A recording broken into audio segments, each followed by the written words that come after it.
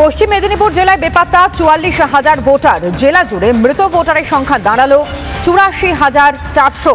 প্রশাসনের কাছে এরা অ্যাবসেন্ট না অনুপস্থিত ভোটার। শুধু খড়গপুর শহরে সেখানে অ্যাবসেন্ট ভোটারের সংখ্যা প্রায় ২৫,০০০। ৮ই ডিসেম্বরের পরিসংখ্যান অনুযায়ী শুধু মেদিনীপুর শহরে অনুপস্থিত ভোটারের সংখ্যা প্রায় ৫,০০০। এবং এত সংখ্যক ভোটারের হদিশ কেন পাওয়া গেল না আগে থেকে তা অবশ্য বলতে পারেনি জেলা শাসক। এত সংখ্যক ভোটারের হদিশ না পাওয়ার পেছনে কমিশনকেই দায়ী করছে তৃণমূল। এত কম সময়ে বিএলওরা নাকি ভোটারদের বাড়ি পৌঁছতে পারেনি, এমনটাই দাবি তৃণমূল কংগ্রেসের স্থানীয় নেতাদের। আরও একবার জানাই, জেলা জুড়ে মৃত ভোটারের সংখ্যা দাঁড়ালো ৮৪,৪০০। প্রশাসনের কাছে এরা অ্যাবসেন্ট বা অনুপস্থিত ভোটার। শুধু খড়গপুর শহরে অ্যাবসেন্ট ভোটারের সংখ্যা প্রায় ২৫,০০০। পশ্চিম মেদিনীপুর জেলা জুড়ে প্রায় ৪৪,০০০ ভোটারের কোনো খোঁজই পাওয়া গেল না। অর্থাৎ এই ৪৪,০০০ ভোটার প্রশাসনের খাতায় অ্যাবসেন্ট ভোটার বা আনট্রেসেবল ভোটার, এমনই তথ্য কিন্তু জানা গিয়েছে জেলা শাসকের দপ্তর সূত্রে এবং নির্বাচন কমিশন সূত্রে। এবং জানা যাচ্ছে যে খড়গপুর শহরেই এই সংখ্যাটা প্রায় ২৫,০০০। মেদিনীপুর শহরে এই আনট্রেসেবল বা অ্যাবসেন্ট ভোটারের সংখ্যা প্রায় ৫,০০০। এছাড়াও জেলার প্রতিটা বিধানসভার থেকে কিন্তু এই ছবি উঠে এসেছে।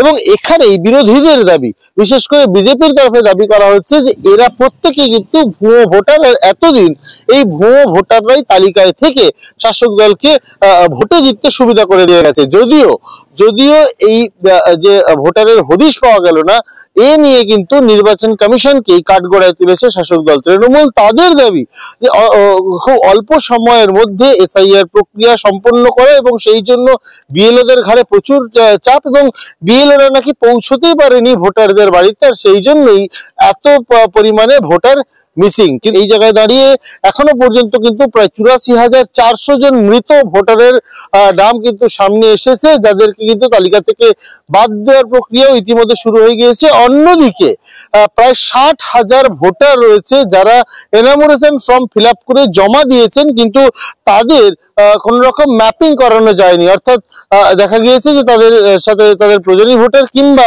তাদের নাম ২০০২ এর তালিকাতে ছিল না, হলে খুব স্বাভাবিকভাবে তাদের কিন্তু ম্যাপিং করানো যায়নি। এই ৬০,০০০ ভোটারকে কিন্তু ডাকা হবে যে এর পরবর্তীকালে যে প্রক্রিয়া রয়েছে, অর্থাৎ হিয়ারিং রয়েছে, সেই হিয়ারিং এ কিন্তু ডাকা হবে, এমনটাই কিন্তু এখনো পর্যন্ত জেলা প্রশাসন এবং নির্বাচন কমিশন সূত্রে খবর।